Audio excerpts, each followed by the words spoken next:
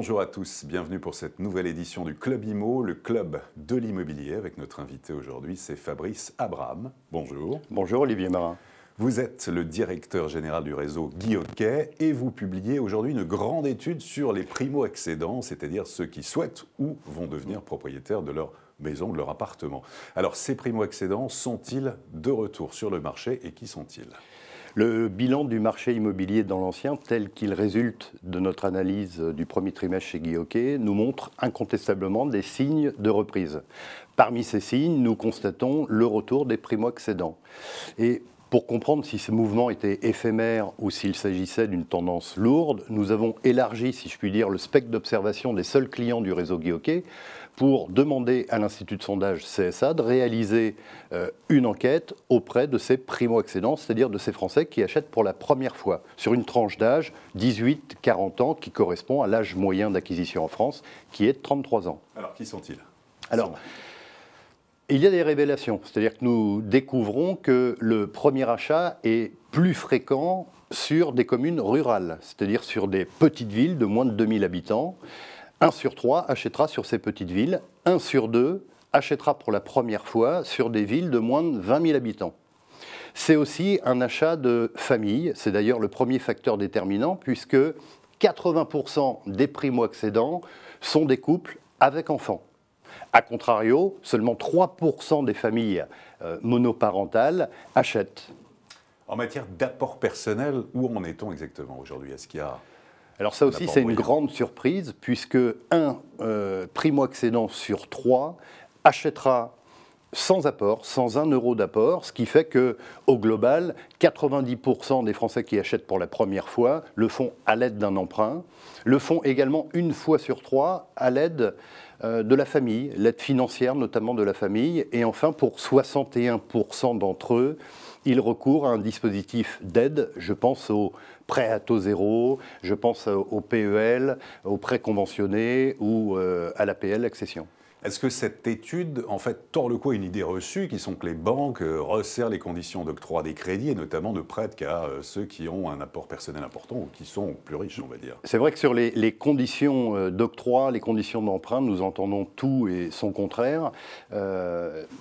Dans cette étude, il nous est révélé que 1 sur 3 ne dispose pas d'apport et achètera pour la première fois. Ce qui me laisse à penser que les banques prêtent à des taux d'intérêt historiquement bas. C'est d'ailleurs le deuxième facteur déterminant du passage à l'acte. Le premier étant le projet de famille. Je vous le disais tout à l'heure, ils achètent plutôt en milieu rural. Et le premier facteur déterminant, c'est vraiment de pouvoir y mener un projet familial. Le deuxième étant les conditions d'emprunt, évidemment. Le troisième étant de disposer d'une épargne ou de revenus suffisants pour acheter en France. Quels sont les principaux enseignements de votre étude, justement, en matière d'évolution des prix, de nombre de transactions ? Où en est le marché de l'immobilier aujourd'hui ?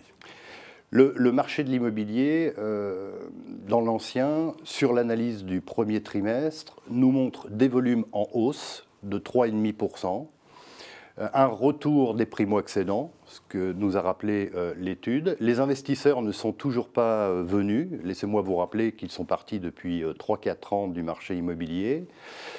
Nous observons une évolution de la demande d'acquisition, c'est-à-dire plus d'acquéreurs, plus de Français pour s'intéresser à la pierre, et dans le même temps, ce plus grand nombre d'acquéreurs qui viennent à la pierre visitent plus souvent. Nous observons une augmentation de 30% du nombre de visites. C'est-à-dire que ça traduit un comportement d'acquéreur qui prend son temps. L'acquéreur sait qu'il a repris le pouvoir sur ce marché. Il a repris le pouvoir par une baisse des prix depuis 4 ans, depuis 4 années consécutives, par une baisse des taux, et puis il dispose d'un stock de biens à vendre comme il n'a jamais eu. Donc l'acquéreur à la main, il la conserve. Baisse des prix, comment pourriez-vous situer cette baisse des prix ? Elle est essentiellement la plus importante dans les zones rurales et en fait il y a une résistance dans les grandes villes ? Oui, c'est un peu une France qui se coupe en deux avec des villes de moins de 20 000 habitants qui voient des prix dévissés encore fortement. De combien ? De quel ordre à peu près ? Ça peut atteindre moins 5%, c'est moins 5% en moyenne, mais sur certaines villes très rurales qui ne sont pas desservies par les transports publics ou par les services publics tout simplement, on observe des baisses jusqu'à moins 10%. A contrario, nous observons des villes qui tiennent encore la cote, comme c'est le cas de Bordeaux par exemple, Nantes, où on a encore des prix en évolution. Qu'est-ce qui permettrait, selon vous, de fluidifier véritablement le marché? Les délais de vente s'allongent encore. Ça, c'est l'analyse du premier trimestre. Nous voyons des délais de vente encore assez longs. 75 jours sur Paris, là où ils étaient il y a encore 2 ans de 45-50 jours. C'était le délai d'écoulement moyen sur Paris. En France, nous frôlons les 100 jours pour vendre un bien. Ce nombre de jours qui augmente pour vendre un bien, entre le mandat de vente et le compromis de vente, est dû à 2 facteurs. C'est le comportement de l'acquéreur qui prend son temps avant d'acheter. Il a raison. Et il a complètement raison.